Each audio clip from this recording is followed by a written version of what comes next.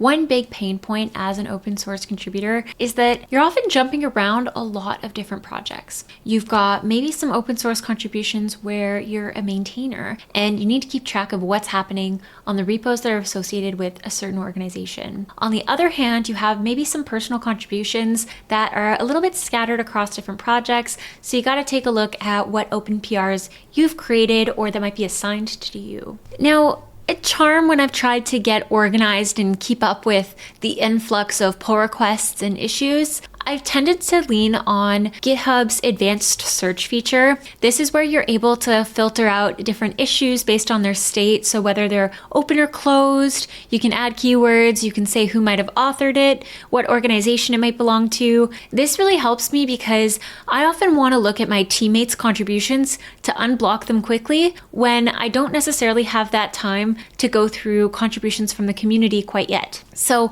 I would typically set up an advanced search in which all of the authors are my coworkers' usernames and all of the issues or pull requests belong to the Charm Bracelet organization. The big downside with this approach is when I've gone through the list of issues and pull requests, I've got the title, I've got the author, I've got the project that it belongs to, but I don't have any additional context. So to get that additional context, I have to click on it and then it opens up in a new tab. And then I can scroll through and see what the description of the issue is and if there has been any kind of discourse around it. Now let me tell you about the latest tool that I've found that has absolutely revolutionized my workflow. I've been using GitHub Dash, and that project might sound a little bit familiar because I've actually had the author on this channel before. I was using it in the past just to go through my own projects, my own pull requests, and I never really configured it. I found out recently that my coworker Carlos has been using it really heavily, and monkey see, monkey do. I see that one of my coworkers, who I believe is a 10x developer, is using some tool. I'm like, maybe if I use this tool, I can be like him, So I was like, okay, maybe it's time for me to configure GitHub Dash and customize it a little bit to see all of the information that I want. Lo and behold, it is the absolute best interface that I have found to keep on track of different issues and pull requests across organizations, just like literally any advanced search that you might want to do or that you might already be doing on GitHub. You can now do it in a terminal interface and have all of these queries saved and show up in their own unique tabs. It is absolutely mind-boggling. It makes my life so much easier. And the best part is the way that the interface is broken down means that you can even just see stuff at a high level of just like what the activity is, but it feels a lot smoother than opening it up in a new tab and having to switch to that tab and all that you see on that one page is that one issue. What it has is actually a list of all of the issues that have been created. It works both for issues and pull requests for the record, so you can switch between the two views. It'll show you a list of all of the issues that have been created and then a preview on the right. So in the preview window, you can actually see all of the details. Not only can you see all of the details, you can see if there has been any commentary, if they included any code examples, either in the comments or in the description. You get it all nicely laid out, and you can actually interact with all of these issues and pull requests from that interface. So if you're wanting to change the state, meaning open or close the issue, if you're wanting to assign it to somebody on your team, or if you want to leave a comment, you can do all of that with a keyboard shortcut. I'm sorry, I could end it there. Keyboard only interface. Like, are you kidding me? Now at work, I'm often jumping around between a lot of different projects, but I have to keep up with all of the contributions that are happening across all repos so that if there's something that comes in that's high priority that needs to get flagged by the team, I'm typically the one that brings that to the attention of the team. It's part of my role as like kind of community manager at Charm. So not only can you fully manage the pull requests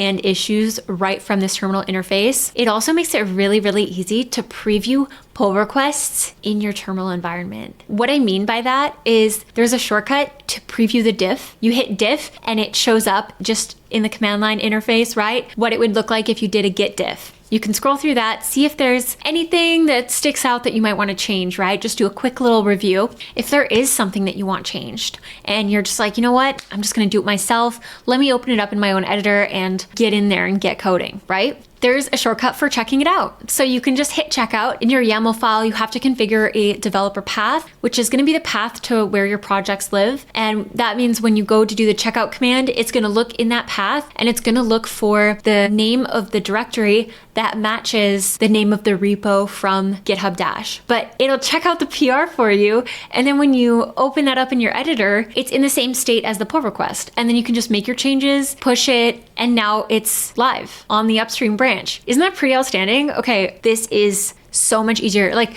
I don't even need to create a report or anything of like what's been going on, you know? It's all there. All I need to do is run GitHub Dash and then there's the whole summary of everything that's been happening. Another thing that levels this up even further is that while you've created all of these advanced searches and saved them to your config file, you can actually still change the search terms. So for example, I might have my Charm Team tab, which is filtering all of the issues by authors and org, just to include only my team members.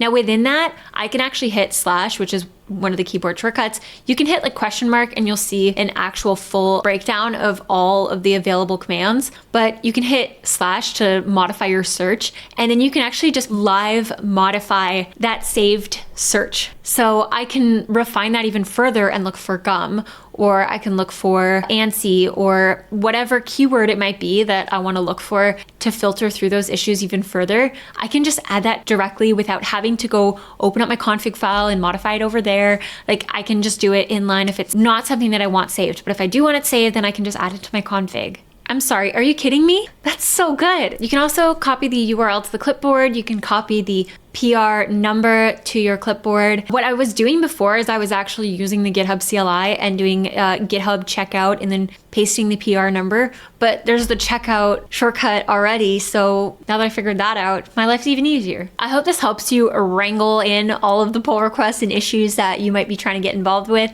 and that it unblocks you, makes your life a lot simpler and easier to be organized. It's doing a lot of the organization for you. So even us backend developers who have zero interest in making things aesthetic, if it works, it works. We can still get the benefits of having a nice aesthetic layout that makes our lives a lot easier without any of the effort. Frankly, just add in your searches and saved. I will link the project in the description. I'll link some example configuration in the description, and I'll see you in the next video. That's it. That's all I have for you today. If you have a project that's been built with Charm tools, let me know in the comments. I'd be super interested in checking it out. I want to feature a lot more of the community projects. Once again, we used to do that in the Charm in the Wild segment, and I kind of want to bring back Charm in the Wild's sister. Okay, so if you have any projects that you really want to give a platform to that we can amplify on this channel, please let me know, and I'll see you next time. Bye. Happy coding.